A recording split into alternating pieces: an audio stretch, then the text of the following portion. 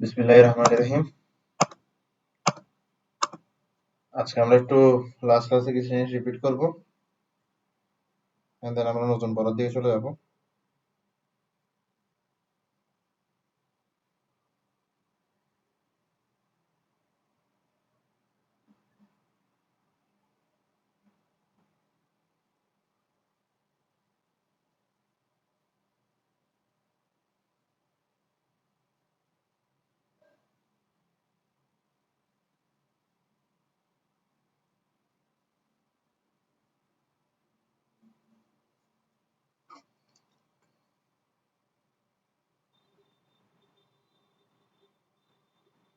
ওকে, বিসমিল্লাহ।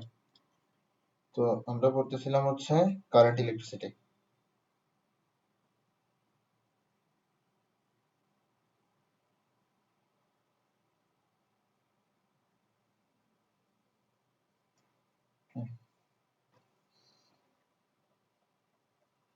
Current electricity, এটা হচ্ছে আমাদের পড়া আজকে। তো প্রথমে আমরা যে জিনিসটা পড়বো সেটা হচ্ছে কারেন্ট। কারেন্ট কি? কারেন্ট হচ্ছে flow of charges, flow of charges. এটাকে বলা হয় কারেন্ট। কারেন্ট মানে কি? Flow of charges. Positive charge flow হলেও তাকে আমরা কারেন্ট বলবো, নেগেটিভ চার্জ ফ্লো হলেও তাকে আমরা কারেন্ট বলবো। আচ্ছা, আম, এখন সাধারণত কন্ডাক্টর কারা? প্রথমে আমরা আসি কন্ডাক্টর কারা। কন্ডাক্টর হচ্ছে যাদের মধ্য দিয়ে যারা ইলেকট্রিসিটি কন্ডাক্ট করতে পারে তারা হচ্ছে কন্ডাক্টর। যেমন ধরো আমাদের যে ওয়্যার গুলো আছে এগুলো হচ্ছে কন্ডাক্টর। তো কেন কন্ডাক্টর ইলেকট্রিসিটি কন্ডাক্ট করতে পারে? কন্ডাক্টর ইলেকট্রিসিটি কন্ডাক্ট করতে পারে ফ্রি ইলেকট্রনস এর কারণে। কন্ডাক্টর ইলেকট্রিসিটি কন্ডাক্ট করতে পারে ফ্রি ইলেকট্রনের কারণে। কন্ডাক্টর ইলেকট্রিসিটি কন্ডাক্ট করতে পারে ফ্রি ইলেকট্রনের কারণে। কন্ডাক্টর ইলেকট্রিসিটি কন্ডাক্ট করতে পারে ফ্রি ইলেকট্রনের কারণে। তো ধরো এটা হচ্ছে একটা কন্ডাক্টর, কন্ডাক্টরের ভেতরে অ্যাটম গুলা, এটা হচ্ছে একটা কন্ডাক্টরের ভেতরে অ্যাটম গুলা, একটা কন্ডাক্টরের ভেতরে মেটাল অ্যাটম গুলো হচ্ছে ধরো এইগুলা, ঠিক আছে? তো এই যে মেটাল অ্যাটম আছে, এই মেটাল অ্যাটম গুলোর সবচেয়ে আউটার মোস্ট যে অরবিটটা আছে, ওই অরবিটের মধ্যে থাকবে একটা বা দুইটা বা তিনটা ইলেকট্রন। সবচেয়ে আউটার মোস্ট অরবিটে থাকবে একটা বা দুইটা বা তিনটা ইলেকট্রন। এই ক্ষেত্রে আমি প্রতিটার ক্ষেত্রে একটা একটা করে ইলেকট্রন দিয়ে দিচ্ছি, প্রত্যেকটার ক্ষেত্রে আমি আউটার মোস্ট অরবিটে একটা করে ইলেকট্রন দিয়ে দিচ্ছি। এই যে ইলেকট্রন গুলো দিচ্ছি, এই ইলেকট্রন গুলো মূলত ফ্লো করে, আর ইলেকট্রন গুলোর ফ্লো কে আমরা মূলত কারেন্ট বলি। ইলেকট্রনটাও একটা চার্জ না, তাই বলি ইলেকট্রনের ফ্লোটাকে আমরা কি বলতে পারি? ফ্লো অফ চার্জ বলতে পারি। আর ফ্লো অফ চার্জ মানে কি? ফ্লো অফ চার্জ মানে হচ্ছে কারেন্ট। এখন ইলেকট্রন গুলো ধরো বাম দিকে ফ্লো করতেছে, তাহলে ইলেকট্রন এটা এখানে চলে গেল। তো ইলেকট্রন এটা যখন বামে যাচ্ছে তখন ওর জায়গাটা ফাঁকা হয়ে যাচ্ছে, ঠিক আছে? ওর জায়গাটা ফাঁকা হয়ে যাচ্ছে। এই যে ওর জায়গাটা ফাঁকা হচ্ছে, এই ফাঁকা জায়গাটাকে আমরা বলবো হোল। এই ফাঁকা জায়গাটাকে আমরা কি বলবো? হোল। এবার এবার হোলটা অবশ্যই কি হবে? হোলটা অবশ্যই পজিটিভ চার্জ হবে। এই জায়গাটা থেকে ইলেকট্রন চলে গেছে, এই জায়গাটা থেকে নেগেটিভ চার্জ চলে গেছে, তাহলে এই জায়গাটা কি হবে? পজিটিভ চার্জ হবে না? এরপরে এই ইলেকট্রনটা আসে কি করবে? এই হোলটাকে অকুপাই করবে। এই ইলেকট্রনটা আসে এই হোলটাকে অকুপাই করবে। যখন এই হোলটাকে পেছনের ইলেকট্রনটা অকুপাই করবে, তখন পেছনের ইলেকট্রনের জায়গাটা ফাঁকা হয়ে যাবে, সুতরাং একটা হোল সেইখানে তৈরি হয়ে যাবে। এরপরে এরপরে তার পিছের ইলেকট্রনটা সে হোলটাকে ফিল আপ করবে। এরপরে তার পিছের ইলেকট্রনটা সে হোলটাকে ফিল আপ করবে। তো সেই হোলটাকে ফিল আপ করার পরে তার পিছের ইলেকট্রনের যে জায়গাটা আছে সেটা ফাঁকা হয়ে যাবে, আর সেটা একটা পজিটিভ চার্জ হয়ে যাবে। তার পিছের ইলেকট্রনটা সেই ফাঁকা জায়গাটাকে ফিল আপ করবে, সেই ফাঁকা জায়গাটাকে ফিল আপ করার পরে এই জায়গাটা কি হয়ে যাবে? আবার হোল হয়ে যাবে, পজিটিভ চার্জ হয়ে যাবে। তো আমরা যদি একটা জিনিস ভালো করে খেয়াল করি, ইলেকট্রন কোন দিকে ফ্লো করতেছে? ইলেকট্রন ফ্লো করতেছে বাম দিকে, আর ইয়েলো কালার পজিটিভ চার্জটা ফ্লো করতেছে ডান দিকে। তার মানে ইলেকট্রন যেদিকে ফ্লো করবে, পজিটিভ চার্জ ফ্লো করবে তার বিপরীত দিকে, ঠিক আছে? এই যে চার্জের ফ্লোটা আছে, এই চার্জের ফ্লোকে আমরা বলি কারেন্ট। এবার কারেন্টের ডিরেকশনটা কি? ইলেকট্রন যেদিকে যাচ্ছে সেদিকে হবে? উত্তর হচ্ছে যে না, কারেন্টের ডিরেকশন হবে যেদিক দিয়ে পজিটিভ চার্জ যাচ্ছে, তাহলে কারেন্টের ডিরেকশন কোন দিকে? Along positive charge. কারেন্টের ডিরেকশন কোন দিকে? অ্যালং পজিটিভ চার্জ কারেন্টের ডিরেকশন হবে। ঠিক আছে, তাহলে ইলেকট্রন যেদিকে যাবে সেদিক দিয়ে কারেন্টের ডিরেকশন হবে না, সেদিকে কারেন্টের ডিরেকশন হবে না। তাহলে আমরা পড়ে ফেলছি কিভাবে কন্ডাক্টরের মধ্যে ফ্রি ইলেকট্রনের কারণে ইলেকট্রিসিটি কন্ডাক্ট হয়, কিভাবে কন্ডাক্টরে ফ্রি ইলেকট্রনের কারণে ইলেকট্রিসিটি কন্ডাক্ট হয়। এটা আমরা পড়ে ফেলছি, এটা আমরা পড়ে ফেলছি, এটা আমরা পড়ে ফেলছি। ওকে, এটা আমরা পড়ে ফেলছি। এবার একটা জিনিস বোঝার চেষ্টা করো, এবার একটা জিনিস বোঝার চেষ্টা করো, এই যে কারেন্ট আছে, এই কারেন্টের ফর্মুলাটা বোঝার চেষ্টা করো। I সমান সমান Q বাই T, I সমান সমান Q বাই T, I সমান সমান Q বাই T। এটা যদি একটা কি হয়, এটা যদি একটা কন্ডাক্টর হয়, এটা যদি একটা কন্ডাক্টর হয়, এই কন্ডাক্টর দিয়ে টি সময় যদি কিউ পরিমাণ চার্জ পার হয়, এই কন্ডাক্টর দিয়ে যদি টি সময় কিউ পরিমাণ চার্জ পার হয়, তাহলে এই কন্ডাক্টরে কারেন্ট হচ্ছে Q divide by T, Q divided by T, Q divided by T, Q divided by টি।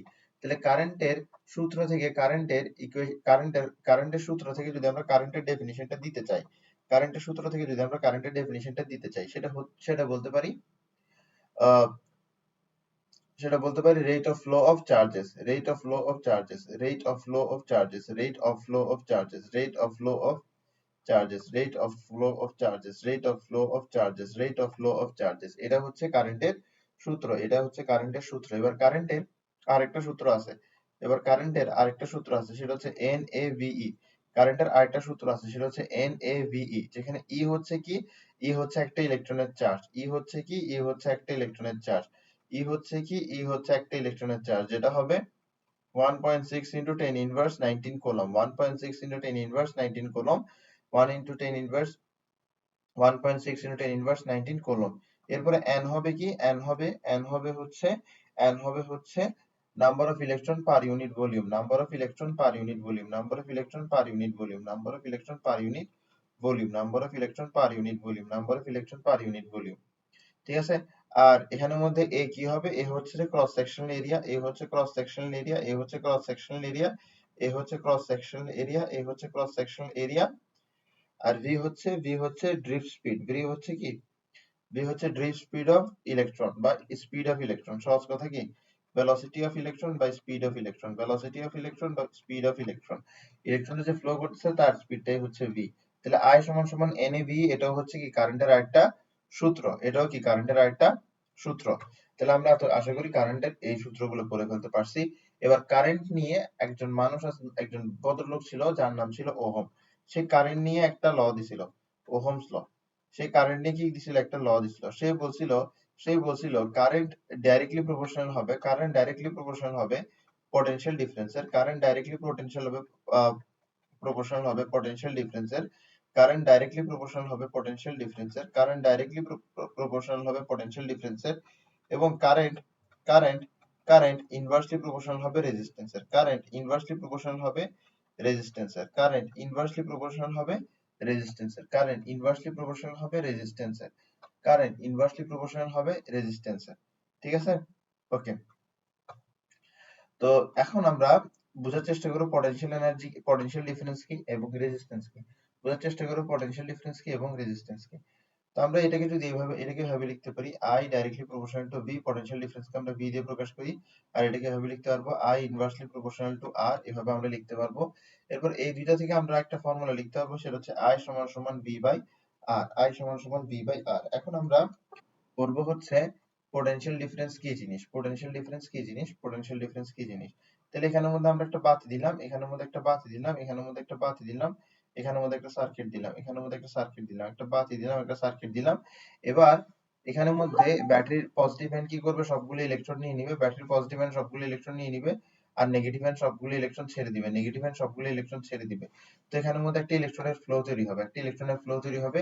এবার ইলেকট্রনের ফ্লো এর পিছে কারণটা কি, ইলেকট্রনের ফ্লো এর পিছে কারণ হচ্ছে ইলেকট্রন ব্যাটারির কাছে আসে, বলে যে ব্যাটারি আমাকে শক্তি দাও।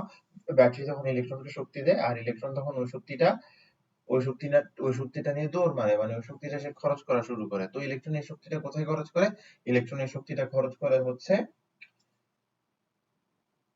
সার্কিটে। সার্কিটের কোথায় খরচ করবে, সার্কিটের বিভিন্ন ডিভাইসে খরচ করবে। এই যে ডিভাইস গুলো আছে, প্রতিটা ডিভাইসকে আমরা বলবো রেজিস্ট্যান্স, এই প্রতিটা ডিভাইসকে আমরা বলবো রেজিস্ট্যান্স। তো রেজিস্ট্যান্স ফান্ডামেন্টালি কি, রেজিস্ট্যান্স হচ্ছে ইলেকট্রন কোন একটা কন্ডাক্টর দিয়ে ফ্লো করার সময় তখন সে যে বাধাটা অনুভব করে সেটাই হচ্ছে রেজিস্ট্যান্স।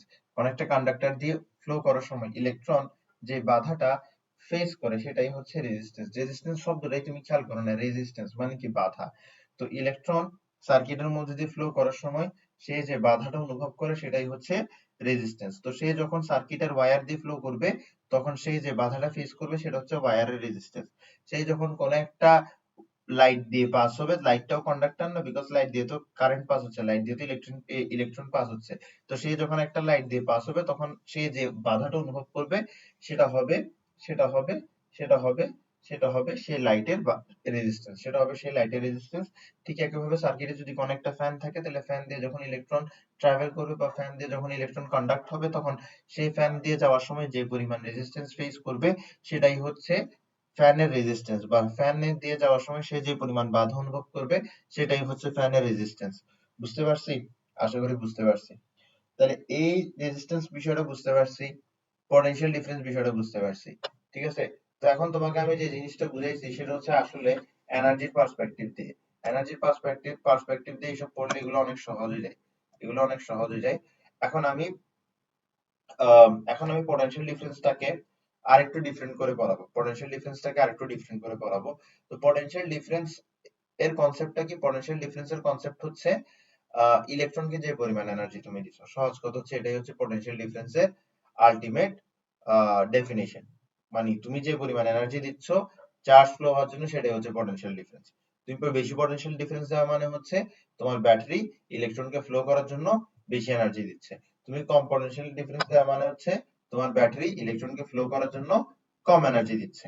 তাহলে আমরা পটেনশিয়াল ডিফারেন্সটা বুঝে ফেলতে পারছি, আমরা পটেনশিয়াল ডিফারেন্সটা বুঝে ফেলতে পারছি। এরপর আসো, হুম, এরপর আসো আমরা এগুলোকে একটু একটু আমরা বইয়ের ভাষায় বোঝার চেষ্টা করব। পটেনশিয়াল ডিফারেন্স একটু বইয়ের ভাষায় বোঝার চেষ্টা করব। পটেনশিয়াল ডিফারেন্স একটু বইয়ের ভাষায় বোঝার চেষ্টা করব। তো পটেনশিয়াল ডিফারেন্স একটু বইয়ের ভাষায় বোঝার চেষ্টা করব। হ্যাঁ, তো এখন একটা জিনিস বোঝার চেষ্টা করো। তোমার এখানে তোমার এখানে কি হচ্ছে? তোমার এখানের মধ্যে ইলেকট্রন ফ্লো হচ্ছে। ইলেকট্রন যে দিক দিয়ে ফ্লো হচ্ছে পজিটিভ চার্জ ঠিক তার অপোজিট দিক দিয়ে ফ্লো হচ্ছে। ইলেকট্রন যে দিক দিয়ে ফ্লো হচ্ছে পজিটিভ চার্জ তার ঠিক অপোজিট দিক দিয়ে ফ্লো হচ্ছে। তো আমরা একটা সার্কিট আঁকি, এখন আমরা একটা সার্কিট আঁকতেছি। ধরো এটা আমরা একটা সার্কিট আঁকতেছি, এটা একটা সার্কিট আঁকতেছি আমরা। তো এই সার্কিটের মধ্যে একটা কি আছে? একটা বাল্ব আছে। ঠিক আছে? আমরা একটু সুন্দর করে আঁকি বাল্বটা। ওকে, একটা সার্কিট ড্র করলাম, এটা একটা সার্কিট ড্র করলাম, এটা একটা সার্কিট ড্র করলাম। এখন দেখো, এখন যে জিনিসটা হবে সেটা হচ্ছে ইলেকট্রন কোন দিক থেকে, ইলেকট্রন কোত্থেকে ট্রাভেল করা শুরু করবে? ইলেকট্রন এখান থেকে ট্রাভেল করা শুরু করবে, সে ঘুরবে, সে আসে পজিটিভ এন্ডে ঢুকবে। এটা হচ্ছে ইলেকট্রনের পুরা পাথ, এটা হচ্ছে ইলেকট্রনের পুরা পাথ, এটা হচ্ছে ইলেকট্রনের পুরা পাথ। ইলেকট্রন নেগেটিভ এন্ড থেকে ঘুরে পজিটিভ এন্ডে আসবে, এটা হচ্ছে ইলেকট্রনের পুরা প্যাথ, এটা হচ্ছে ইলেকট্রনের পুরা প্যাথ, এটা হচ্ছে ইলেকট্রনের পুরো প্যাথ। আচ্ছা, তো এখন ইলেকট্রন যখন এদিক দিয়ে ঘুরে যাচ্ছে, হ্যাঁ, তখন আসলে কি ঘুরতেছে? তখন আসলে নেগেটিভ চার্জ ঘুরতেছে। তখন আসলে কি কি ঘুরতেছে? নেগেটিভ চার্জ ঘুরতেছে। এই যে নেগেটিভ চার্জ ঘুরতেছে, এই নেগেটিভ চার্জ ঘোরার জন্য, এই যে নেগেটিভ চার্জ ঘুরতেছে, এই নেগেটিভ চার্জ ঘোরার জন্য সে এনার্জি কোত্থেকে পাচ্ছে? সে এনার্জি পাচ্ছে ব্যাটারি থেকে। সে এনার্জি কোত্থেকে পাচ্ছে? সে এনার্জি পাচ্ছে ব্যাটারি থেকে। ঠিক আছে? একটা ইলেকট্রনের চার্জ কত? একটা ইলেকট্রনের চার্জ হচ্ছে 1.6 into 10 inverse 19, 1.6 into 10 inverse 19 coulomb. আচ্ছা, তাহলে আমরা একটা অঙ্ক করি ছোটখাটো। 1.10 inverse 19 coulomb, 1.10 inverse 19 coulomb, 1.10 inverse 19 coulomb হচ্ছে একটা ইলেকট্রন। তাহলে 1 কুলম্ব হচ্ছে কয়টা ইলেকট্রন? তাহলে 1 কুলম্ব হচ্ছে কতটা ইলেকট্রন? 1 1.6 into 10 inverse 19। ঠিক আছে? আচ্ছা, তো আমরা আহ, আমরা আসলে আমরা জানি যে ইলেকট্রনের চার্জ কি হয়? নেগেটিভ হয়। তাহলে ইলেকট্রনের চার্জ আমি বলছি 1.6 × 10 ইনভার্স 19 কুলম্ব। এটা ঠিক আছে, কিন্তু এর সামনে একটা মাইনাস দিতে হবে। তাহলে মাইনাস, তো মাইনাস এত কুলম্ব চার্জ হচ্ছে একটা ইলেকট্রন, তাহলে তাহলে -1 কুলম্ব কয়টা ইলেকট্রন? তাহলে আমরা কি করব? মাইনাস ডিভাইডেড বাই মাইনাস, তার দিন শেষে কি হয়ে যাচ্ছে?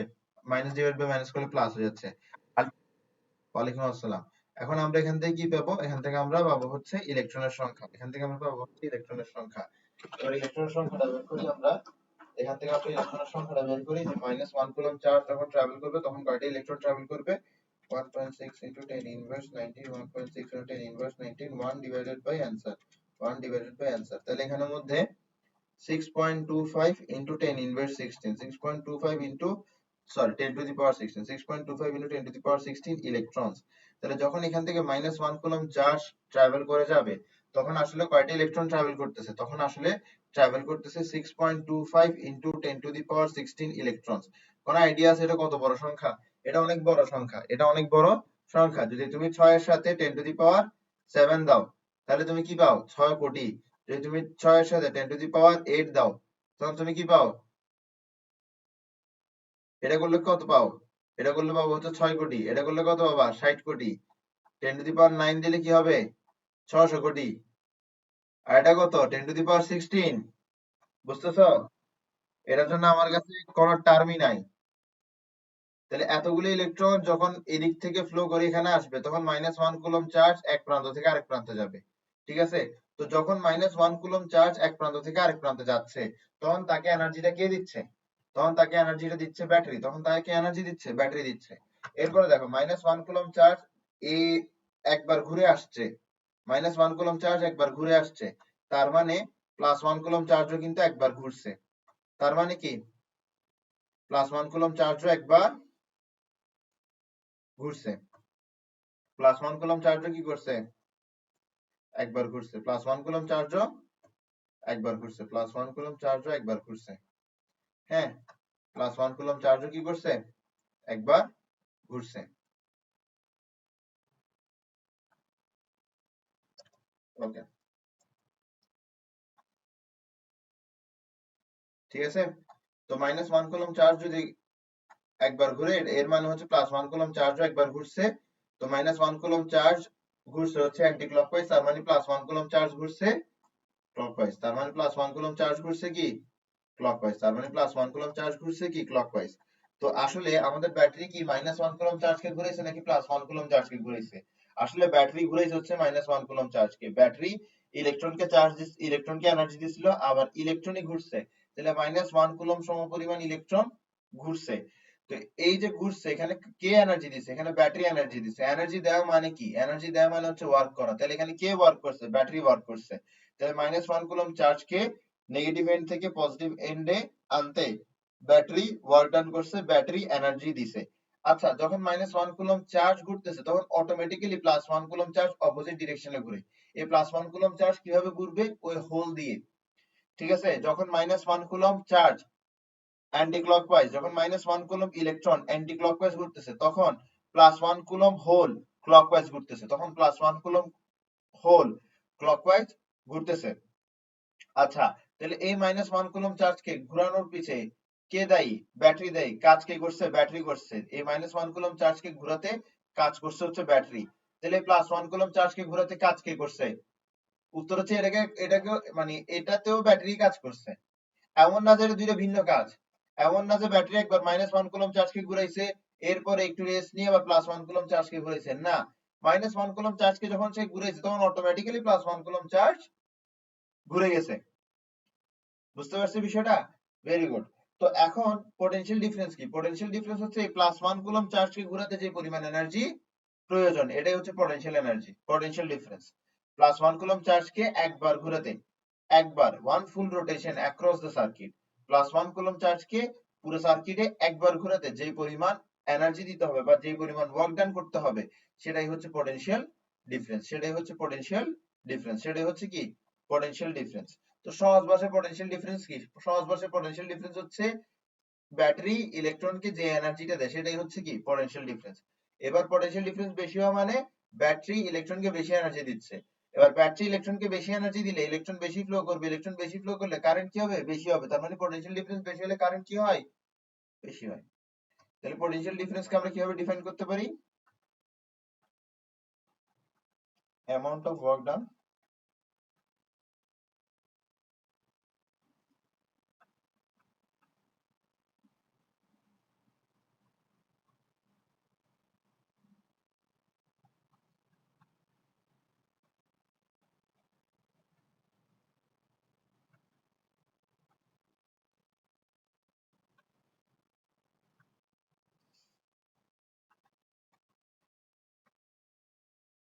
বলা, এতটুকু বুঝছো কিনা?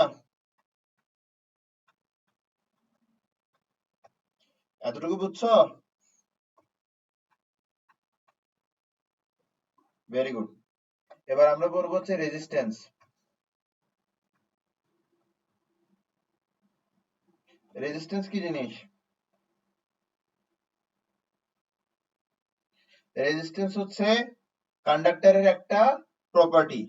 কন্ডাক্টরের একটা প্রপার্টি, এই প্রপার্টিটা কি করে? এই প্রপার্টিটা কারেন্টটাকে রেজিস্ট করে বা কারেন্টটাকে ইনহিবিট করে, কারেন্টের ফ্লোটাকে ইনহিবিট করে।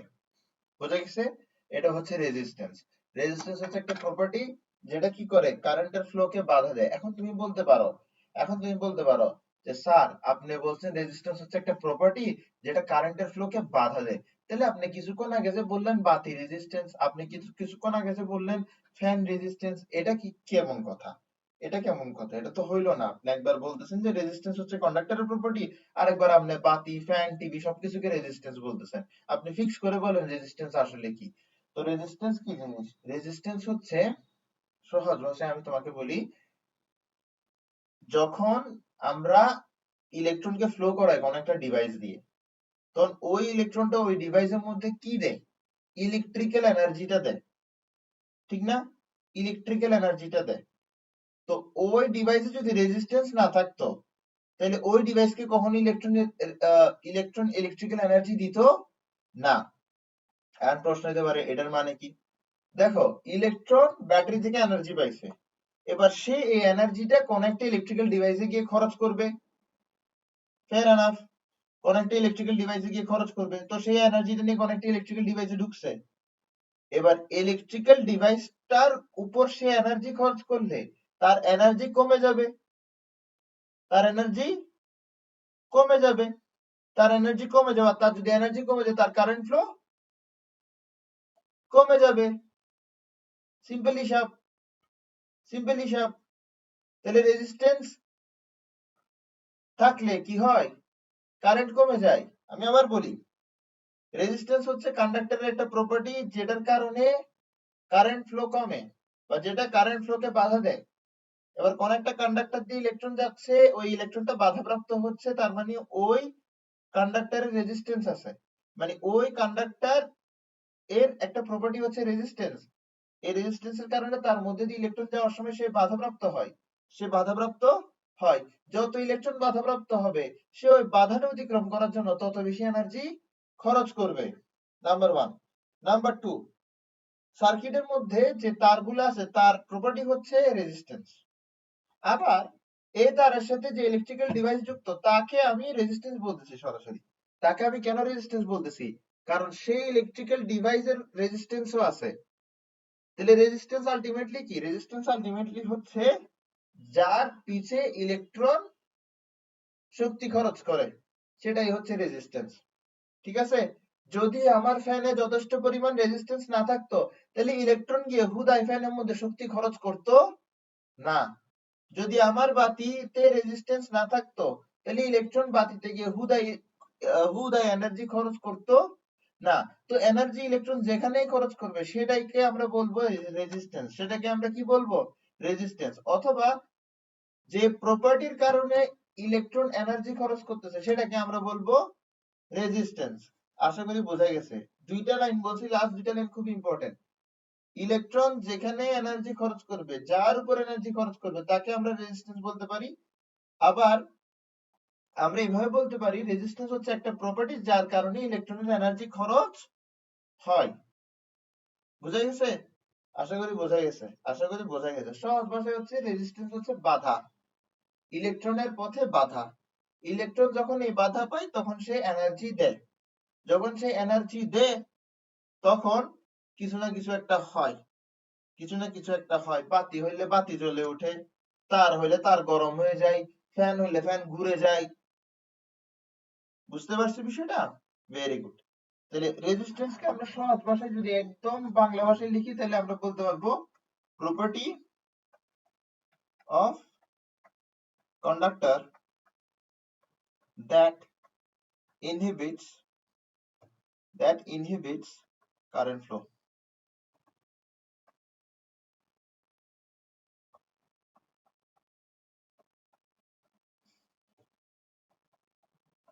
তাহলে current inversely proportional to resistance, current inversely proportional to resistance. আমরা বুঝতে পারছি এতটুকু? ব্রিলিয়ান্ট, আমরা বুঝতে পারছি এতটুকু। আচ্ছা, তো এখন আমরা একটু সামনের দিকে যাই।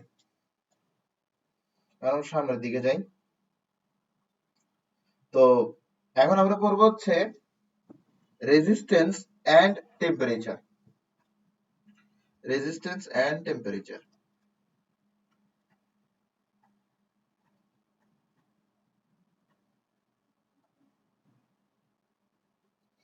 ঠিক আছে? তো temperature resistance at theta degree Celsius, resistance at theta degree Celsius হবে আর থিটা সমান সমান কি R naught plus R naught alpha theta, যেটাকে অথবা চাইলে আমরা আর নটটাকে কমন নিয়ে ফেলতে পারি, সেক্ষেত্রে 1 প্লাস আলফা থিটা। তো এখানের মধ্যে এই থিটা তো হচ্ছে একটা পার্টিকুলার টেম্পারেচার, যে টেম্পারেচারে আমরা রেজিস্ট্যান্স বের করতে যাচ্ছি সেটা হচ্ছে থিটা, আর যে রেজিস্ট্যান্স আমরা বের করতে যাচ্ছি সেটা হচ্ছে আর থিটা। এবার আর নট কি? আর নট হচ্ছে রেজিস্ট্যান্স এট 0 ডিগ্রি সেলসিয়াস, রেজিস্ট্যান্স এট 0 ডিগ্রি সেলসিয়াস, রেজিস্ট্যান্স এট 0 ডিগ্রি সেলসিয়াস। অ্যালফা, অ্যালফা হচ্ছে থার্মাল কোএফিসিয়েন্ট, অ্যালফা কি থার্মাল কোএফিসিয়েন্ট। এটা থার্মাল কোএফিসিয়েন্ট আছে, এটা ম্যাটেরিয়ালের উপর ডিপেন্ড করে। তার মানে গোল্ডের জন্য থার্মাল কোএফিসিয়েন্ট একটা, সিলভারের জন্য থার্মাল কোএফিসিয়েন্ট একটা, কপারের জন্য থার্মাল কোএফিসিয়েন্ট আরেকটা। ঠিক আছে? বুঝতে পারছো বিষয়টা? Very good. তাহলে আশা করি এতটুকু বুঝতেছো। তাহলে রেজিস্ট্যান্স আর টেম্পারেচারের সম্পর্কে আমরা এই ইকুয়েশনটা দিয়ে লিখতে পারি। এই ইকুয়েশনটা দিয়ে মাঝে মাঝে ম্যাথ আসতে পারে। আমাদের এখন তো ম্যাথ আসবে না, এটা দিয়ে মূলত ম্যাথ আসে হচ্ছে তোমার অ্যাডমিশনে ম্যাথ আসে, তো এখন ম্যাথ আসে না। তো ফর এক্সাম্পল আমি তোমাকে যদি বলি এটা আসলে ম্যাথগুলো কিরকম আসে, তো ধরো বলছে at 25 degree Celsius, at 25 degree Celsius resistance of, at 25 degree Celsius resistance of একটা of a metal wire is 1 ohm. ঠিক আছে? 25 ডিগ্রি সেলসিয়াসে কত? 1 ওহম। 25 ডিগ্রি সেলসিয়াসে 1 ওহম। ওকে, তারপর আমরা ধরে লিখলাম যে at 30 degree Celsius resistance of that metal wire is 2 ohm. কত? 2 ওহমস। ক্লিয়ার? তো তোমাকে ধরো বলছে determine thermal coefficient, determine thermal coefficient. কিভাবে ডিটারমাইন করবা?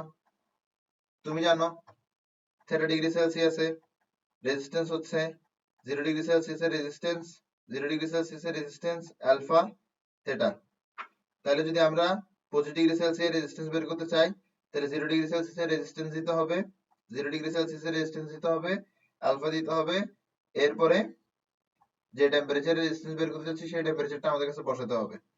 তা আমরা যদি 30 ডিগ্রি সেলসিয়াসের রেজিস্ট্যান্স বের করতে চাই, তাহলে আমাদের কাছে 0 ডিগ্রি সেলসিয়াসের রেজিস্ট্যান্স দিতে হবে, আলফা দিতে হবে, এবং যে টেম্পারেচার রেজিস্ট্যান্স বের করতে চাই সেই টেম্পারেচারটা আমাদের কাছে দিতে হবে। বুঝতে পারছি বিষয়টা? এবার আমরা যদি এখান থেকে আর নট কে কমন নিয়ে ফেলি তাহলে কি আসে? 1 প্লাস আলফা 25। আর এখান থেকে যদি আমরা আর নট কে কমন নিয়ে ফেলি তাহলে কি আসে? 1 প্লাস আলফা 30। এটা হচ্ছে ইকুয়েশন নাম্বার 1, এটা হচ্ছে ইকুয়েশন নাম্বার 2। এখন আমরা যদি কি করি, এখন যদি আমরা এই 2 কে 1 দিয়ে ডিভাইড করে দিই, যদি 2 কে আমরা 1 দিয়ে ডিভাইড করে দিই, যদি 2 কে আমরা 1 দিয়ে ডিভাইড করে দিই, যদি 2 কে আমরা 1 দিয়ে ডিভাইড করে দিই, তাহলে কি হবে? তাহলে যেটা হবে সেটা হচ্ছে R30 ডিভাইডেড বাই R25 সমান সমান R naught 1 plus alpha 30 R naught 1 plus alpha 25। বুঝতে পারছো? এরপরে কি হবে? এরপরের লাইনটা যদি আমরা চিন্তা করি, R30 কত? R30 হচ্ছে 2, আর R25 কত? R25 হচ্ছে 1। তাহলে আমরা এখানের মধ্যে পাচ্ছি 2। এরপর এখানে আর নট কাটা যাবে, আর নট কাটা যাওয়ার পরে আমাদের এখানে কি থাকবে? 1 প্লাস আলফা 30, এরপরে থাকবে 1 প্লাস আলফা 25। এরপর যদি আমরা ক্রস মাল্টিপ্লিকেশন করি তাহলে এখানে আসবে 2 প্লাস 50 আলফা, আর এখানে থাকবে 1 plus 30 alpha, 1 plus 30 alpha, 1 plus 30 alpha. যদি আমি 2 টাকে ওদিকে নিয়ে যাই তাহলে আমি ওই সাইডে পাবো হচ্ছে 1, আর এদিকে পাবো হচ্ছে 20 আলফা। তাহলে 20 আলফা সমান সমান কত হয়? 1 হয়। তাহলে আলফা সমান সমান কত হয়? আলফা সমান সমান হয় হচ্ছে 1/20। আলফা সমান সমান কত হয়? আলফা সমান সমান হয় 1/20। আমরা কি বুঝতে পারছি? বুঝতে পারছি ম্যাথগুলো কিরকম আসতে পারে? Very good, very good, very good. Okay, তাহলে এখন আমরা পড়বো হচ্ছে স্পেসিফিক রেজিস্ট্যান্স। আচ্ছা, কিছু জিনিস ভুলে গেছি লিখাইতে। সেটা হচ্ছে কারেন্টের যে ইউনিটটা আছে, কারেন্টের ইউনিটটাকে আমরা বলি হচ্ছে অ্যাম্পিয়ার। আর পটেনশিয়াল ডিফারেন্সের যে ইউনিটটা আছে, পটেনশিয়াল ডিফারেন্সের ইউনিট হচ্ছে ভোল্ট। এরপরে হচ্ছে রেজিস্ট্যান্সের যে ইউনিট আছে, রেজিস্ট্যান্সের ইউনিটটা হচ্ছে ওহমস। ঠিক আছে, ভেরি গুড। এরপর আমরা যেটা পড়বো সেটা হচ্ছে স্পেসিফিক রেজিস্ট্যান্স। সেটা হচ্ছে কি স্পেসিফিক রেজিস্ট্যান্স। আচ্ছা, স্পেসিফিক রেজিস্ট্যান্স পড়ার আগে আমাদের কাছে বুঝতে হবে রেজিস্ট্যান্স কার কার উপর নির্ভর করে। রেজিস্ট্যান্স কার কার উপর নির্ভর করে, রেজিস্ট্যান্স কার কার উপর নির্ভর করে, রেজিস্ট্যান্স কার কার উপর নির্ভর করে, এটা আমাদের পড়তে হবে। রেজিস্ট্যান্স কার কার উপর নির্ভর করে, রেজিস্ট্যান্স কার কার উপর নির্ভর করে। প্রথমত রেজিস্ট্যান্স নির্ভর করে হচ্ছে টেম্পারেচারের উপরে, যেটা আমরা কিছুক্ষণ আগে দেখে ফেলছি যে টেম্পারেচারের উপর কিভাবে নির্ভর করে। এরপরে রেজিস্ট্যান্স নির্ভর করে লেন্থ অফ কন্ডাক্টরের উপরে, লেন্থ অফ কন্ডাক্টরের উপরে রেজিস্ট্যান্স নির্ভর করে, লেন্থ অফ কন্ডাক্টরের উপরে রেজিস্ট্যান্স নির্ভর করে। এরপরে ক্রস সেকশনাল এরিয়া অফ কন্ডাক্টরের উপরে রেজিস্ট্যান্স নির্ভর করে, ক্রস সেকশনাল এরিয়া অফ কন্ডাক্টরের উপরে রেজিস্ট্যান্স নির্ভর করে, ক্রস সেকশনাল এরিয়া অফ কন্ডাক্টরের উপরে, cross sectional area of conductor, cross sectional area of কন্ডাক্টরের উপরে রেজিস্ট্যান্স নির্ভর করে। এরপরে রেজিস্ট্যান্স কিসের উপর নির্ভর করে, এরপরে রেজিস্ট্যান্স নির্ভর করে হচ্ছে material of the conductor, material of the conductor, material of the conductor, material of the conductor, material of the কন্ডাক্টরের উপরে রেজিস্ট্যান্স দুইভাবে নির্ভর করে। প্রথমত প্রথমত হচ্ছে যে কি থার্মাল কোএফিসিয়েন্ট, প্রথমত হচ্ছে কি থার্মাল কোএফিসিয়েন্ট, বা যেটাকে আমরা কি বলছিলাম, যেটাকে আমরা বলছিলাম অ্যালফা, যেটাকে আমরা কি বলছিলাম, যেটাকে আমরা বলছিলাম অ্যালফা। তো প্রথমে থার্মাল কোএফিসিয়েন্টের মাধ্যমে নির্ভর করে। প্রত্যেকটা ম্যাটেরিয়ালের একটা একটা কি থাকবে, প্রত্যেকটা ম্যাটেরিয়ালের একটা একটা ইউনিট থার্মাল কোএফিসিয়েন্ট থাকবে। কপারের জন্য একটা থার্মাল কোএফিসিয়েন্ট, গোল্ডের জন্য একটা থার্মাল কোএফিসিয়েন্ট, সিলভারের জন্য একটা থার্মাল কোএফিসিয়েন্ট। প্রত্যেকটা ম্যাটেরিয়ালের জন্য আলাদা আলাদা থার্মাল কোএফিসিয়েন্ট থাকে, প্রতিটা ম্যাটেরিয়ালের জন্য আলাদা আলাদা থার্মাল কোএফিসিয়েন্ট থাকে। তাহলে থার্মাল কোএফিসিয়েন্ট যদি আলাদা ডিফারেন্ট ডিফারেন্ট হয়, তাহলে প্রতিটা ম্যাটেরিয়ালের জন্য কি আরো ডিফারেন্ট হবে না, ডিফারেন্ট ডিফারেন্ট টেম্পারেচারে আরো ডিফারেন্ট হবে না। Very good. অনেকটা পার্টিকুলার টেম্পারেচার ধর আমরা ধরলাম, সেই পার্টিকুলার টেম্পারেচারের মধ্যে জাস্ট অ্যালফার মানটা ভিন্ন হওয়ার কারণে, কপার আর সিলভারের রেজিস্ট্যান্স কিন্তু একই হবে না, কপার আর সিলভারের রেজিস্ট্যান্স কিন্তু একই হবে না। কেন হবে না? Just because of thermal coefficient of heat, just because of thermal coefficient of, just because of thermal coefficient, just because of thermal coefficient, just because of thermal coefficient. বুঝা গেছে? Thermal coefficient of resistance, thermal coefficient of resistance. বুঝা গেছে? Very good. এরপরে কি, এরপরে ম্যাটেরিয়ালের উপর আরো একভাবে নির্ভর করে, ম্যাটেরিয়ালের উপর আরেকভাবে নির্ভর করবে, সেটা হচ্ছে স্পেসিফিক রেজিস্ট্যান্স। সেটা কি? Specific resistance. আগে থার্মাল কোএফিসিয়েন্টটা লিখে ফেলি, স্পেসিফিক রেজিস্ট্যান্সটা আগে থেকে লিখে রাখছিলাম। তো স্পেসিফিক রেজিস্ট্যান্সের উপরও কি নির্ভর করবে, স্পেসিফিক রেজিস্ট্যান্সের উপরও কি নির্ভর করবে, স্পেসিফিক রেজিস্ট্যান্স হচ্ছে কি, স্পেসিফিক রেজিস্ট্যান্স হচ্ছে একটা মেজার। কোন একটা ম্যাটেরিয়ালের যদি স্পেসিফিক রেজিস্ট্যান্স বেশি হয় তাহলে তার রেজিস্ট্যান্স বেশি, কোন একটা ম্যাটেরিয়াল যদি স্পেসিফিক রেজিস্ট্যান্স কম হয় তাহলে তার রেজিস্ট্যান্স কম। তো এটাই হচ্ছে স্পেসিফিক রেজিস্ট্যান্স, এটা হচ্ছে স্পেসিফিক রেজিস্ট্যান্স। তো প্রত্যেকটা ম্যাটেরিয়ালের জন্য স্পেসিফিক রেজিস্ট্যান্স আলাদা, গোল্ডের জন্য স্পেসিফিক রেজিস্ট্যান্স একটা, সিলভারের জন্য স্পেসিফিক রেজিস্ট্যান্স আরেকটা, অ্যালুমিনিয়ামের জন্য স্পেসিফিক রেজিস্ট্যান্স আরেকটা। তাহলে প্রত্যেকটা ম্যাটেরিয়ালের জন্য আলাদা আলাদা স্পেসিফিক রেজিস্ট্যান্স আছে। স্পেসিফিক রেজিস্ট্যান্স ভিন্ন হওয়ার কারণে প্রত্যেকটা ম্যাটেরিয়ালে আলাদা আলাদা রেজিস্ট্যান্স আমরা দেখতে পারি। ঠিক আছে? তো এই স্পেসিফিক রেজিস্ট্যান্সের কথাটা আসে কোথা থেকে? তো বিষয়টা হচ্ছে যে আমাদের যে রেজিস্ট্যান্স আছে, এই রেজিস্ট্যান্স আছে, লেন্থ যত বড় হবে, ওয়্যারের লেন্থ যত বড় হবে রেজিস্ট্যান্স তত বেশি হবে, ওয়্যারের লেন্থ যত বড় হবে রেজিস্ট্যান্স তত বেশি হবে। ওয়্যারের ক্রস সেকশনাল এরিয়া যত বড় হবে রেজিস্ট্যান্স তত কম হবে, ক্রস সেকশনাল এরিয়া যত বড় হবে রেজিস্ট্যান্স তত কম হবে। ক্রস সেকশনাল এরিয়া কি, ক্রস সেকশনাল এরিয়া কি, ক্রস সেকশনাল এরিয়া কি? এটা যদি একটা ওয়্যার হয়, এটা যদি একটা ওয়্যার হয়, এটা যদি একটা ওয়্যার হয়, এটা যদি একটা ওয়্যার হয়, তাহলে এই যে এরিয়াটা আছে, এই এরিয়াটাকে আমরা বলবো হচ্ছে ক্রস সেকশনাল এরিয়া। এই ক্রস সেকশনাল এরিয়া যত বেশি হবে, কন্ডাক্টরটা তত ওয়াইড হবে, কন্ডাক্টরটা যত ওয়াইড হবে তত ইলেকট্রন ফ্রিলি মুভ করতে পারবে, ইলেকট্রন যত ফ্রিলি মুভ করতে পারবে কারেন্ট তত বেশি হবে, কারেন্ট যত বেশি হবে রেজিস্ট্যান্স তত কম হবে। তার মানে হচ্ছে ক্রস সেকশনাল এরিয়া যার বড় রেজিস্ট্যান্স তার ছোট, ক্রস সেকশনাল এরিয়া যার বড় রেজিস্ট্যান্স তার ছোট। এবার আমরা এই দুইটা সম্পর্ক থেকে কি লিখতে পারি, এই দুইটা সম্পর্ক থেকে আমরা লিখতে পারি, এই দুইটা সম্পর্ক থেকে আমরা লিখতে পারি যে R directly proportional to L by A, R directly proportional to L by A. আমরা পড়ছিলাম যে একই জিনিস যদি দুইটা ভিন্ন জিনিসের সাথে ডাইরেক্টলি প্রপোর্শনাল থাকে তখন সেই একই জিনিসটাকে আমরা সেই দুইটা ভিন্ন জিনিসের প্রোডাক্টের সাথে প্রপোর্শনাল দিতে পারি, সেই দুইটা ভিন্ন জিনিসের প্রোডাক্টের সাথে প্রপোর্শনাল দিতে পারি।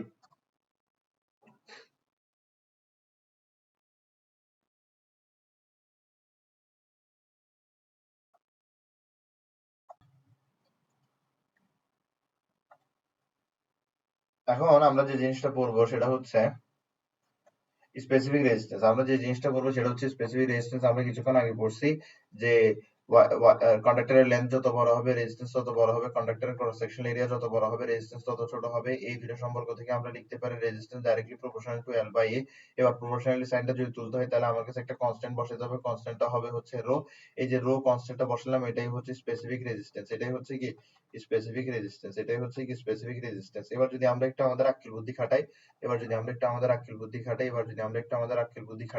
তাহলে আমরা বলতে পারবো যে if L is equals to 1 metre, যদি L 1 মিটার হয় আর এরিয়া যদি 1 মিটার স্কয়ার হয়, তাহলে এই যে R আছে R সমান সমান কি হবে, রো হবে, R সমান সমান রো হবে। দেখো এটাও যদি 1 হয়ে যায়, এটাও যদি 1 হয়ে যায়, তাহলে R সমান সমান রো হয়ে যাচ্ছে না? তাহলে R সমান সমান রো হয়ে যাচ্ছে না। আর কি, আর হচ্ছে যে রেজিস্ট্যান্স, আর হচ্ছে রেজিস্ট্যান্স অফ ওয়্যার, আর হচ্ছে রেজিস্ট্যান্স অফ ওয়্যার। তাহলে ওয়্যারের লেন্থ যদি 1 মিটার হয় আর ওয়্যারের ক্রস সেকশনাল এরিয়া যদি 1 মিটার স্কয়ার হয়, তাহলে ওয়্যারের যে রেজিস্ট্যান্স সেটাই হচ্ছে ওয়্যারের ম্যাটেরিয়ালের স্পেসিফিক রেজিস্ট্যান্স, সেটাই হচ্ছে ওয়্যারের ম্যাটেরিয়ালের স্পেসিফিক রেজিস্ট্যান্স। তাহলে আমরা বলতে পারবো যে specific resistance of specific resistance of the material of a wire is the resistance of that wire when its length is 1 meter and its cross sectional area is 1 meter square। ঠিক আছে? অথবা আমরা বলতে পারি এভাবে যে resistance resistance resistance resistance resistance resistance resistance resistance of a of a of a 1 meter long wire, of a 1 meter long wire, of a 1 meter long wire with 1 meter square, with 1 meter square, with 1 meter square cross sectional area is known as the specific resistance of the material of the wire। বুঝতে পারছি বিষয়টা? তাহলে আমরা এটা আমরা একটু লিখে দিই।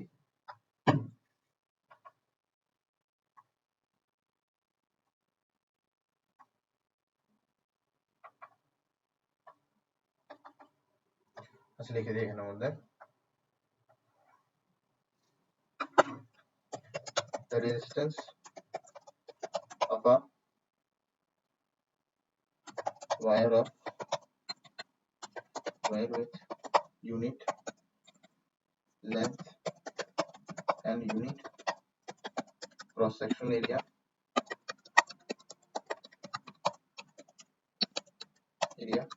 is the specific resistance of the material of that wire। এটা কি আমরা বুঝতে পারছি? আশা করি এটা আমরা বুঝতে পারছি। তাহলে আমরা স্পেসিফিক রেজিস্ট্যান্স পড়ে ফেলছি, তো আমরা সোফার যেসব ফর্মুলাগুলো পড়ছি ওইসব ফর্মুলাগুলো একটু আমরা বক্স করে দিই। এর একটা ফর্মুলা পড়ছি আমরা, সোফার যেসব ফর্মুলাগুলো পড়ছি এগুলো লিখেই ফেলি। আর আর সমান সমান কি, আর সমান সমান হচ্ছে রো এল বাই এ। তাহলে এটা একটা ফর্মুলা, এটা আমরা পড়ছি। এরপর আমরা এর আগে আমরা কোন ফর্মুলা পড়ছি? এর আগে আমরা যে ফর্মুলা পড়ছি সেটা হচ্ছে আর থেটা সমান সমান আর নট আলফা থেটা। তাহলে এটা আরেকটা ফর্মুলা, কোয়াইট ইম্পর্টেন্ট ফর্মুলা। এর আগের ফর্মুলাগুলো দেখি, সেটা হচ্ছে I is equals to V by R, I is equals to V by R, I is equals to Q by T, I is equals to NAVE, I is equals to Q by T, I is equals to NAVE, এরপরে I is equals to V by R। তাহলে এই তিনটা আমরা কারেন্টের formula পড়ছি। তাহলে আমরা কিছুক্ষণের মধ্যেই অনেকগুলো ফর্মুলা পড়ে ফেলছি। এখন আমরা পড়বো হচ্ছে কম্বিনেশন অফ রেজিস্ট্যান্স।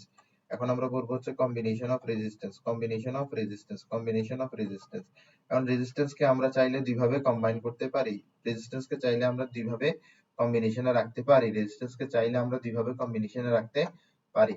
এই রেজিস্ট্যান্সের দুই ধরনের কম্বিনেশনের মধ্যে একটাকে বলি আমরা সিরিজ কম্বিনেশন, একটাকে আমরা বলি হচ্ছে সিরিজ কম্বিনেশন, আর একটাকে আমরা বলি হচ্ছে প্যারালাল কম্বিনেশন। একটাকে আমরা বলি হচ্ছে সিরিজ কম্বিনেশন, আর একটাকে আমরা বলি হচ্ছে প্যারালাল কম্বিনেশন। একটাকে বলি হচ্ছে সিরিজ কম্বিনেশন, আর একটাকে আমরা বলি হচ্ছে প্যারালাল কম্বিনেশন। একটাকে বলি হচ্ছে সিরিজ কম্বিনেশন, আর একটাকে আমরা বলি হচ্ছে প্যারালাল কম্বিনেশন। একটাকে বলবো সিরিজ কম্বিনেশন, আর একটাকে বলবো প্যারালাল কম্বিনেশন। সিরিজ কম্বিনেশনের ক্ষেত্রে যে জিনিসটা মাথায় রাখতে হবে সেটা হচ্ছে প্রত্যেকটা রেজিস্ট্যান্সের মধ্যে যে সেম কারেন্ট পাস হয়, same current through every resistance, same current through every resistance, same current through every resistance, same current through every resistance।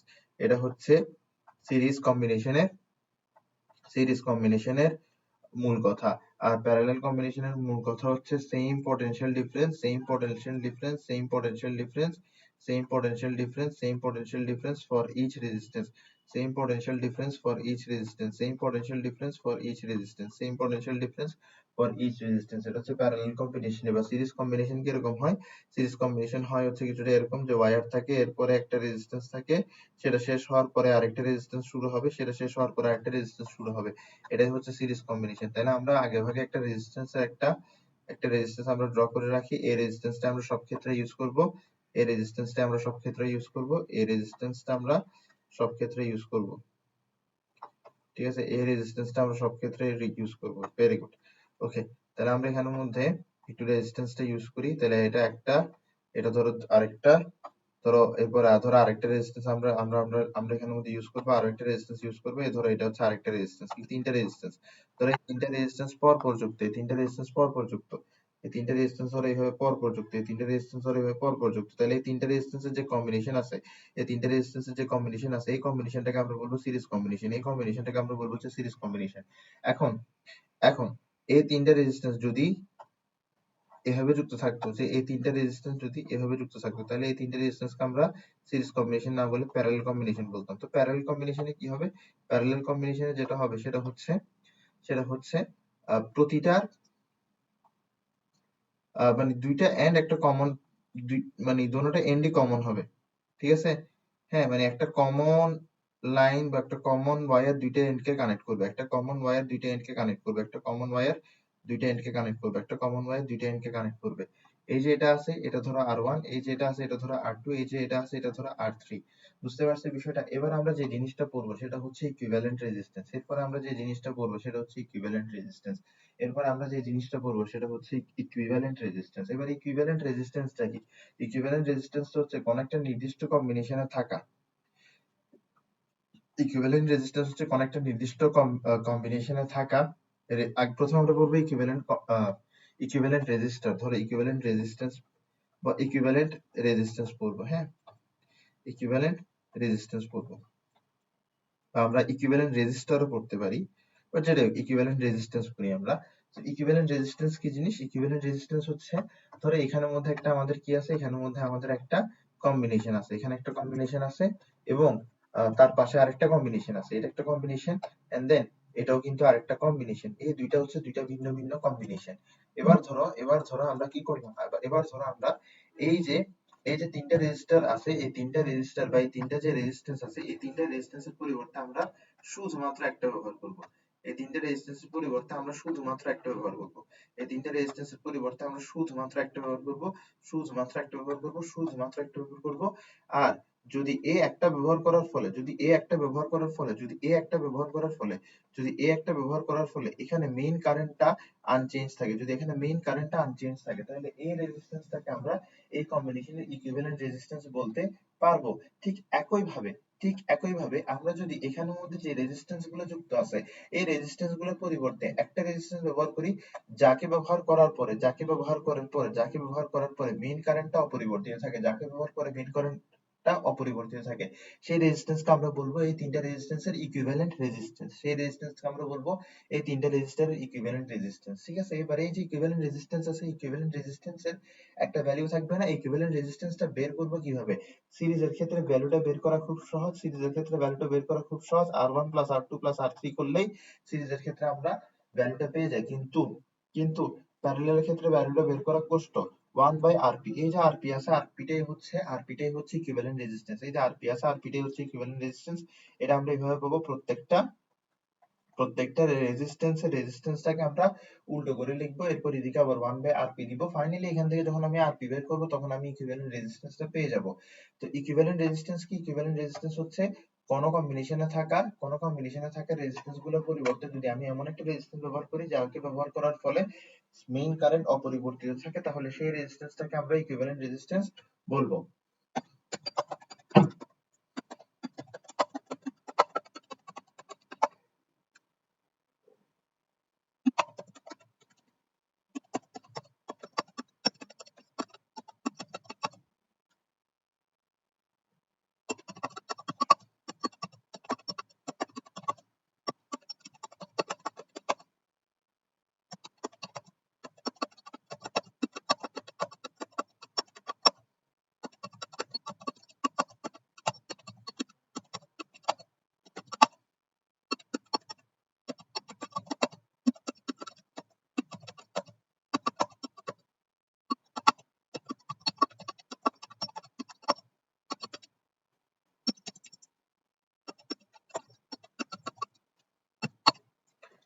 পারছো বিষয়টা?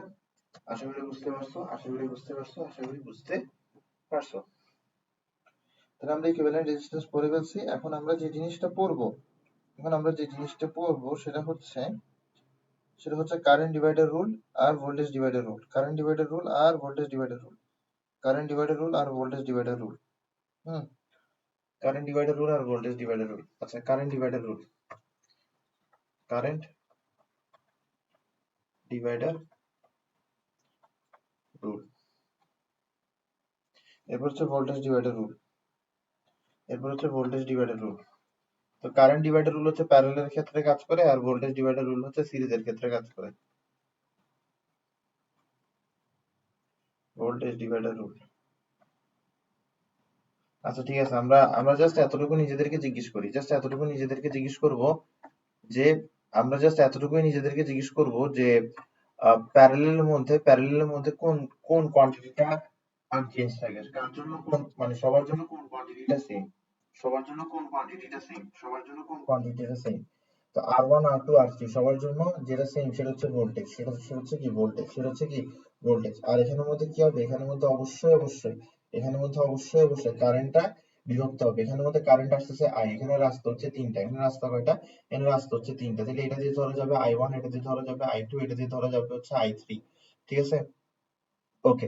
তাহলে আমরা কি জানি, আমরা জানি প্রত্যেকটা রেজিস্ট্যান্সের জন্য আমরা কি লিখতে পারি, প্রত্যেকটা রেজিস্ট্যান্সের জন্য লিখতে পারি হচ্ছে I সমান সমান V বাই R, এটা লিখতে পারি। অথবা আমরা প্রত্যেকটা রেজিস্ট্যান্সের জন্য লিখতে পারি V সমান সমান IR, প্রত্যেকটা রেজিস্ট্যান্সের জন্য আমরা লিখতে পারি V সমান সমান IR। এই যে V আছে, V টা হচ্ছে ভোল্টেজ ড্রপ, V যেটা আছে সেটা হচ্ছে ভোল্টেজ ড্রপ। তাহলে আমরা লিখি এভাবে যে voltage drop, voltage drop, voltage drop for R, voltage drop for R হচ্ছে V সমান সমান IR, যেখানে I হচ্ছে কি, I হচ্ছে কারেন্ট পাসিং থ্রু R, যেখানে I হচ্ছে কারেন্ট পাসিং থ্রু R, যেখানে I হচ্ছে কারেন্ট পাসিং থ্রু R, যেখানে I হচ্ছে কারেন্ট পাসিং থ্রু আর, যেখানে I হচ্ছে কারেন্ট পাসিং থ্রু আর। তাহলে আমরা যদি এখানের মধ্যে প্রথমটার জন্য ভোল্টেজ বের করি, voltage drop for R1, voltage drop for R1, voltage drop for R1, voltage drop for R1, যদি প্রথমটার জন্য আমরা ভোল্টেজ ড্রপ বের করি, যদি প্রথমটার জন্য আমরা ভোল্টেজ ড্রপ বের করি, তাহলে এখানে অবশ্যই আমার কাছে R1 দিতে হবে, আর এখানে অবশ্যই I1 দিতে হবে। কারণ I1 হচ্ছে সেই কারেন্টটা যেটা R1 দিয়ে যাচ্ছে, I1 হচ্ছে সেই কারেন্টটা যেটা R1 দিয়ে যাচ্ছে, I1 হচ্ছে সেই কারেন্টটা যেটা R1 দিয়ে যাচ্ছে, I1 হচ্ছে সেই কারেন্টটা যেটা R1 দিয়ে যাচ্ছে। এরপর আমি কি করতে পারি, এরপরে আমি একইভাবে, R2 এর জন্য বের করতে পারি, ভোল্টেজ ড্রপ আমি R2 এর জন্য বের করতে পারি। ঠিক একইভাবে আমি ভোল্টেজ ড্রপ R2 এর জন্য বের করতে পারি, ঠিক একইভাবে আমি ভোল্টেজ ড্রপ R2 এর জন্য বের করতে পারি, ঠিক একইভাবে আমি ভোল্টেজ ড্রপ R2 এর জন্য বের করতে পারি। যদি আমি R2 এর জন্য ভোল্টেজ ড্রপটা বের করি, তাহলে R2 এর জন্য ভোল্টেজ ড্রপটা কিরকম হবে, voltage drop for R2, voltage drop for R2, voltage drop for R2 হবে I2 R2, কারণ এখানে I2 হচ্ছে সেই কারেন্টটা যেটা R2 দিয়ে যাচ্ছে। ঠিক একইভাবে আমি যদি R3 এর জন্য ভোল্টেজ ড্রপ বের করি, ঠিক একইভাবে আমি যদি R3 এর জন্য ভোল্টেজ ড্রপ বের করি, ঠিক একইভাবে যদি আমি R3 এর জন্য ভোল্টেজ ড্রপ বের করি, এখানে হবে I3 R3, কারণ I3 হচ্ছে সেই কারেন্টটা যেটা R3 দিয়ে যাচ্ছে, I3 হচ্ছে সেই কারেন্টটা যেটা R3 দিয়ে যাচ্ছে। এখন এখানের মধ্যে যেটা মজার বিষয়, সেটা হচ্ছে তোমার এখানে প্রতিটার ভোল্টেজ কিন্তু সেম, প্রতিটার ভোল্টেজই সেম, তিনোটার কি, তিনোটার ভোল্টেজ সেম না, তিনোটার ভোল্টেজ সেম না, তিনোটা কি সেম, তিনোটার ভোল্টেজ সেম। তাহলে তিনোটার যে ভোল্টেজ সেম, এখান থেকে আমরা কি লিখতে পারি, এখান থেকে আমরা কি লিখতে পারি, এখান থেকে আমরা এটা লিখতে পারি না, এখান থেকে আমরা এটা লিখতে পারি না যে তিনোটার যেহেতু ভোল্টেজ সেম, তার মানে কি, তার মানে হচ্ছে তিনোটার জন্য যে আমরা আই আর পাচ্ছি তিনোটাই সেম হবে। তাহলে আমরা এখানে কি পাচ্ছি, তাহলে আমরা এখানে পাচ্ছি যে আহ, এখানের মধ্যে যে আমরা ভোল্টেজটা পাচ্ছি সেটা, সেখান থেকে আমরা পাচ্ছি I1 R1 সমান সমান I2 R2 সমান সমান I3 R3। এটা কেন পাচ্ছি, কারণ হচ্ছে voltage drop same, since V same for R1 R2, R1 R2 R3। আমি আগেই বলছি যে প্যারালালে কি সেম থাকে, প্যারালালে পোটেনশিয়াল ড্রপটা সেম থাকে, প্যারালালে পোটেনশিয়াল ড্রপটা সেম থাকে, বা প্যারালালে ভোল্টেজ ড্রপটা সেম থাকে, বা প্যারালালে প্রত্যেকটা রেজিস্ট্যান্সের ভোল্টেজ সেম থাকে। যেহেতু প্রত্যেকটা রেজিস্ট্যান্সের ভোল্টেজ সেম, ভোল্টেজ কি ছিল, এটাই তো ভোল্টেজ ছিল, ঠিক না? তো ভোল্টেজ যেহেতু সেম আছে, তাহলে আমরা এটা লিখে দিতে পারবো, তাহলে এটা আমরা লিখে দিতে পারবো, তাহলে এটা আমরা লিখে দিতে পারবো, তাহলে এটাকে আমরা কি বলবো, এটাকে আমরা বলবো কারেন্ট ডিভাইডার ল, এটাকে আমরা কি বলবো, কারেন্ট ডিভাইডার ল, এটাকে আমরা কি বলবো, কারেন্ট ডিভাইডার ল, এটাকে আমরা কি বলবো, কারেন্ট ডিভাইডার ল। ঠিক আছে, এতটুকু কি আমরা বুঝতে পারছি? এবার আসো, কারেন্ট ডিভাইডার ল এখানেও শেষ হয়নি, কারেন্ট ডিভাইডার ল এখানেও শেষ হয়নি। যারা কারেন্ট ডিভাইডার ল এতটুকু পর্যন্ত পড়ে, তারা আসলে কারেন্ট ডিভাইডার ল এর মেইন অ্যাপ্লিকেশনটাই করতে পারে না। এখন এখন এখন এখন এখন আমরা একটু বোঝার চেষ্টা করি। এই যে আমাদের প্যারালাল কম্বিনেশনের মধ্যে রেজিস্ট্যান্স গুলো আছে, এই প্যারালাল কম্বিনেশনে যে রেজিস্ট্যান্স গুলো আছে এদের একটা ইকুইভ্যালেন্ট রেজিস্ট্যান্স আছে না, ওই ইকুইভ্যালেন্ট রেজিস্ট্যান্সের ভোল্টেজ ড্রপটাও কিন্তু তাদের সমানই হয়। তাহলে এখানের মধ্যে প্রত্যেকটা রেজিস্ট্যান্সের ভোল্টেজ ড্রপ যেটা, এদের ইকুইভ্যালেন্ট রেজিস্ট্যান্সের ভোল্টেজ ড্রপ কিন্তু সেটাই হয়, এদের ইকুইভ্যালেন্ট রেজিস্ট্যান্সের ভোল্টেজ ড্রপ কিন্তু সেটাই হয়, এদের ইকুইভ্যালেন্ট রেজিস্ট্যান্সের ভোল্টেজ ড্রপ কিন্তু সেটাই হয়, এদের ইকুইভ্যালেন্ট রেজিস্ট্যান্সের ভোল্টেজ ড্রপ কিন্তু সেটাই হয়, এদের ইকুইভ্যালেন্ট রেজিস্ট্যান্সের ভোল্টেজ ড্রপ কিন্তু সেটাই হয়, এদের ইকুইভ্যালেন্ট রেজিস্ট্যান্সের ভোল্টেজ ড্রপ কিন্তু সেটাই হয়, এদের ইকুইভ্যালেন্ট রেজিস্ট্যান্সের ভোল্টেজ ড্রপ কিন্তু সেটাই হয়, এদের ইকুইভ্যালেন্ট রেজিস্ট্যান্সের ভোল্টেজ ড্রপ কিন্তু সেটাই হয়, এদের ইকুইভ্যালেন্ট রেজিস্ট্যান্সের ভোল্টেজ ড্রপ কিন্তু সেটাই হয়। তাহলে আমরা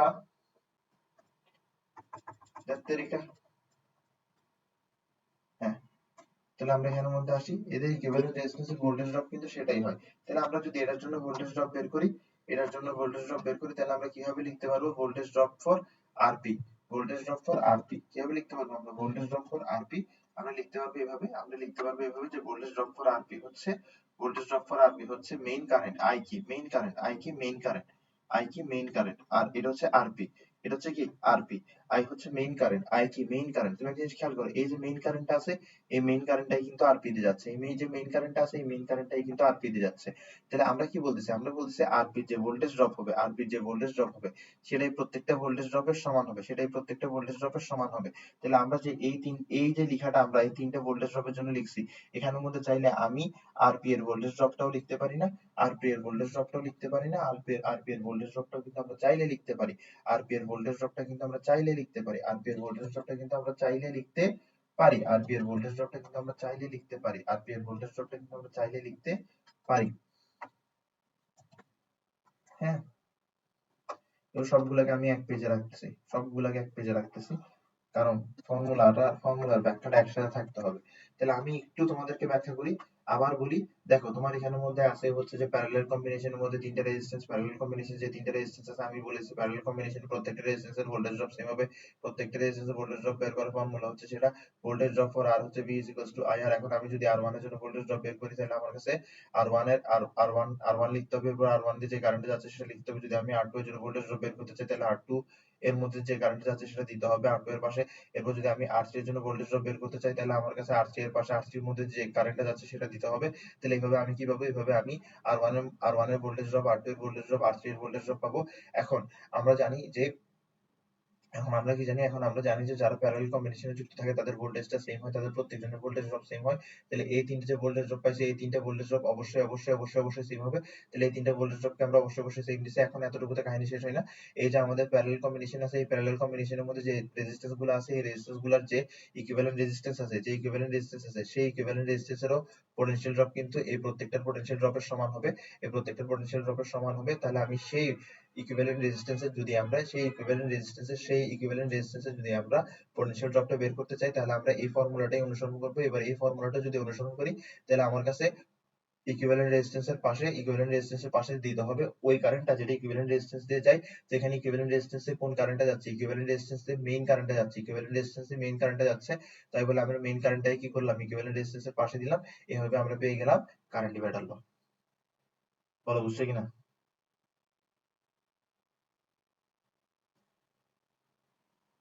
ভেরি গুড।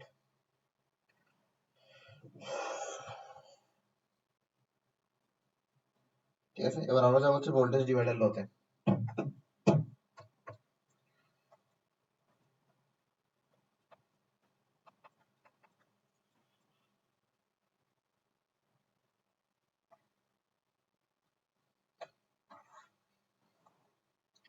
ভোল্টেজ ডিভাইডার ল। তাহলে ভোল্টেজ ডিভাইডার লওয়ার জন্য আগে আমরা একটা সিরিজ কম্বিনেশন আঁকবো, কারণ সিরিজ কম্বিনেশনে ভোল্টেজ ডিভাইডার পসিবল, সিরিজ কম্বিনেশনে ভোল্টেজ ডিভাইডার পসিবল, সিরিজ কম্বিনেশনে ভোল্টেজ ডিভাইডার পসিবল, সিরিজ কম্বিনেশনে ভোল্টেজ ডিভাইডার পসিবল, সিরিজ কম্বিনেশনে ভোল্টেজ ডিভাইডার পসিবল, সিরিজ কম্বিনেশনে ভোল্টেজ ডিভাইডার পসিবল, সিরিজ কম্বিনেশনে voltage divider rule possible, series কম্বিনেশনে voltage divider rule possible, series কম্বিনেশনে voltage divider rule possible. এই যে রেজিস্ট্যান্সটা আছে এই রেজিস্ট্যান্স হচ্ছে আর1, এই যে রেজিস্ট্যান্সটা আছে এই রেজিস্ট্যান্স হচ্ছে আর2, এই যে রেজিস্ট্যান্সটা আছে এই রেজিস্ট্যান্স হচ্ছে আর3। এবার এই যে তিনটা রেজিস্ট্যান্স আছে এই তিনটা রেজিস্ট্যান্সের পরিবর্তে আমরা যে রেজিস্ট্যান্স ব্যবহার করলে মেইন কারেন্টটাও পরিবর্তিত থাকবে সেই রেজিস্ট্যান্সটাকে আমরা কি বলবো? সেই রেজিস্ট্যান্সটাকে আমরা বলবো ইকুইভ্যালেন্ট রেজিস্ট্যান্স। সেই রেজিস্ট্যান্সটাকে আমরা বলবো ইকুইভ্যালেন্ট রেজিস্ট্যান্স। এখন এই যে তিনটা রেজিস্ট্যান্স আছে, এই তিনটা রেজিস্ট্যান্স দিয়ে কিন্তু সেম কারেন্টটাই ফ্লো হবে, এই তিনটা রেজিস্ট্যান্স দিয়ে কিন্তু সেম কারেন্টটাই ফ্লো হবে, এই তিনটা রেজিস্ট্যান্স দিয়ে কিন্তু সেম কারেন্টটাই ফ্লো হবে, কিন্তু এই তিনটা রেজিস্ট্যান্সের ভোল্টেজ ড্রপ ভিন্ন হবে, এই তিনটা রেজিস্ট্যান্সের ভোল্টেজ ড্রপ ভিন্ন হবে। তো এটার ভোল্টেজ ড্রপ হবে হচ্ছে V1, এটার ভোল্টেজ ড্রপ হবে হচ্ছে V1, এটার ভোল্টেজ ড্রপ হবে হচ্ছে V2, আর এটার ভোল্টেজ ড্রপ হবে হচ্ছে V3, এটার ভোল্টেজ ড্রপ হবে হচ্ছে V3, এটার ভোল্টেজ ড্রপ হবে হচ্ছে V3, এটার ভোল্টেজ ড্রপ হবে হচ্ছে V3, আর এটা হচ্ছে RS, এটা হচ্ছে RS। এবার একটা জিনিস বোঝার চেষ্টা করো, তোমার R1 R2 R3 দিয়ে যে কারেন্টটা যাচ্ছে, যে মেইন কারেন্ট যাচ্ছে, সেই মেইন কারেন্টটা কিন্তু ইকুইভ্যালেন্ট রেজিস্ট্যান্স দিয়ে যাচ্ছে। আমি বারবার বলছি ইকুইভ্যালেন্ট রেজিস্ট্যান্স কি, ইকুইভ্যালেন্ট রেজিস্ট্যান্স হচ্ছে কানেক্টেড কম্বিনেশনে থাকা রেজিস্ট্যান্স গুলোকে, কানেক্টেড কম্বিনেশনে থাকা রেজিস্ট্যান্স কয়েকটাকে যদি আমি কানেক্টেড রেজিস্ট্যান্স দিয়ে রিপ্লেস করার পরে যদি মেইন কারেন্টও পরিবর্তিত থাকে, তাহলে সেই রিপ্লেস করা রেজিস্ট্যান্সটা হচ্ছে ওই আগের রেজিস্ট্যান্স গুলোর ইকুইভ্যালেন্ট রেজিস্ট্যান্স। তাহলে এখানে R1 R2 R3 সিরিজে আছে, এখানে R1 R2 R3 এর পরিবর্তে আমি RS কে বসাইছি, RS কে বসানোর পরে মেইন কারেন্টটাও পরিবর্তিত আছে, তার মানে RS হচ্ছে R1 R2 R3 এর ইকুইভ্যালেন্ট রেজিস্ট্যান্স, RS হচ্ছে R1 R2 R3 এর equivalent resistance, series equivalent resistance, series equivalent resistance. এবার সিরিজের ক্ষেত্রে যে জিনিসটা মাথায় রাখতে হবে সেটা হচ্ছে সিরিজের মধ্যে যে সকল রেজিস্ট্যান্স একসাথে যুক্ত থাকবে সেই সকল রেজিস্ট্যান্সের মধ্যে দিয়ে একটাই কারেন্ট যাবে, সেই সকল রেজিস্ট্যান্সের মধ্যে দিয়ে একটাই কারেন্ট যাবে, সেই সকল রেজিস্ট্যান্সের পোটেনশিয়াল ডিফারেন্স কিন্তু ভিন্ন হবে, সেই সকল রেজিস্ট্যান্সের পোটেনশিয়াল ডিফারেন্স কিন্তু ভিন্ন হবে, সেই সকল রেজিস্ট্যান্সের পোটেনশিয়াল ডিফারেন্স কিন্তু ভিন্ন হবে। আচ্ছা আচ্ছা আচ্ছা আচ্ছা, very good very good very good. এবার আসো, এবার আমরা একটু করার চেষ্টা করি। তাহলে আমরা যদি বলি R1 এর মধ্যে দিয়ে, R1 এর মধ্যে দিয়ে কি যে কারেন্টটা যাচ্ছে, কারেন্ট পাসিং থ্রু রেজিস্ট্যান্স আর হচ্ছে I সমান সমান V বাই R, যেখানে V হচ্ছে ভোল্টেজ ড্রপ অফ R, যেখানে V হচ্ছে কি ভোল্টেজ ড্রপ অফ R, যেখানে V হচ্ছে ভোল্টেজ ড্রপ অফ R। তাহলে আমি যদি এখানে কি করি, তাহলে আমি যদি এখানের মধ্যে R1 দিয়ে যে পরিমাণ কারেন্ট যাচ্ছে সেটা বের করার চেষ্টা করি, R1 দিয়ে যে পরিমাণ কারেন্ট যাচ্ছে সেটা বের করার চেষ্টা করি, তাহলে আমি কি পাবো, যদি R1 দিয়ে যে পরিমাণ কারেন্ট বের করতে যাচ্ছে সেটা বের করতে চাই, তাহলে আমাকে সেখানে V1 দিতে হবে, এখানে R1 দিতে হবে, যেখানে V1 হচ্ছে যে কি ভোল্টেজ ড্রপ অফ R1, যেখানে V1 হচ্ছে ভোল্টেজ ড্রপ অফ R1। ঠিক একইভাবে আমরা যদি কার জন্য বের করি, ঠিক একইভাবে আমরা যদি এটা কার জন্য ব্যবহার করি, R2 এর জন্য ব্যবহার করব, এরপরে এটা আমরা R3 এর জন্য ব্যবহার করব, এরপরে আমরা এটাকে RS এর জন্য ব্যবহার করব, RS এর জন্য ব্যবহার করব, এটাকে কিসের জন্য ব্যবহার করব, RS এর জন্য ব্যবহার করব, এটা কিসের জন্য ব্যবহার করব, আবার RS এর জন্য ব্যবহার করব, RS এর জন্য ব্যবহার করব, RS এর জন্য ব্যবহার করব। ঠিক আছে, তো যখন আমরা এটাকে R2 এর জন্য ব্যবহার করব, তখন আমরা এখানের মধ্যে পাবো হচ্ছে V2 ডিভাইডেড বাই R2, যেখানে V2 হচ্ছে R2 এর ভোল্টেজ ড্রপ। যখন এটা আমরা R3 এর জন্য ব্যবহার করব, মানে R3 এর মধ্যে যে পরিমাণ কারেন্ট আছে সেটা বের করতেছি, তাহলে আমরা R3 এর ভোল্টেজ ড্রপ দিব, R3 এর রেজিস্ট্যান্স দিব। যখন আমরা RS এর মধ্যে কি পরিমাণ কারেন্ট যাচ্ছে সেটা বের করব, তখন আমরা এই RS এর ভোল্টেজ ড্রপ দিব, যেখানে RS এর ভোল্টেজ ড্রপ দিব এবং RS এর রেজিস্ট্যান্সটা দিব। বুঝে গেছে বিষয়টা? এবার আমরা কি জানি, আমরা জানি যে এখানে প্রত্যেকটা কারেন্ট হচ্ছে সমান, প্রত্যেকটা কারেন্ট যেহেতু সমান, তাই বলে আমরা কি লিখতে পারি, এখানের মধ্যে V1 ডিভাইডেড বাই R1 সমান সমান V2 ডিভাইডেড বাই R2 সমান সমান V3 ডিভাইডেড বাই R3 সমান সমান V3 ডিভাইডেড বাই R3 সমান সমান VS ডিভাইডেড বাই RS সমান সমান VS ডিভাইডেড বাই RS। তাহলে এটাই হচ্ছে কি, এটাই হচ্ছে আমাদের ভোল্টেজ ডিভাইডার ল, এটাই হচ্ছে কি ভোল্টেজ ডিভাইডার ল, এটা হচ্ছে ভোল্টেজ ডিভাইডার ল, এটা হচ্ছে ভোল্টেজ ডিভাইডার ল। বলো হচ্ছে কিনা ভোল্টেজ ডিভাইডার ল? বুঝছো? Very good very good very good very good. আসো, আল্লাহু আকবার।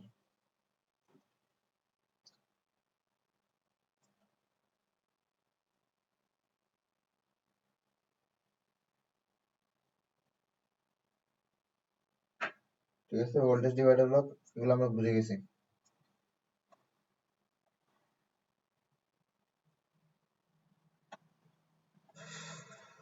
কারেন্ট ডিভাইডার ল, ভোল্টেজ ডিভাইডার ল এগুলো আমরা বুঝে গেছি। তো কারেন্ট ডিভাইডার ল, ভোল্টেজ ডিভাইডার ল এগুলো আমরা বুঝে ফেলছি। আচ্ছা, আসো সামনের দিকে যাব। আচ্ছা, ধরো এই মুহূর্তে একটা কয়েক মিনিটের আমরা একটা ব্রেক নিই, ঠিক আছে?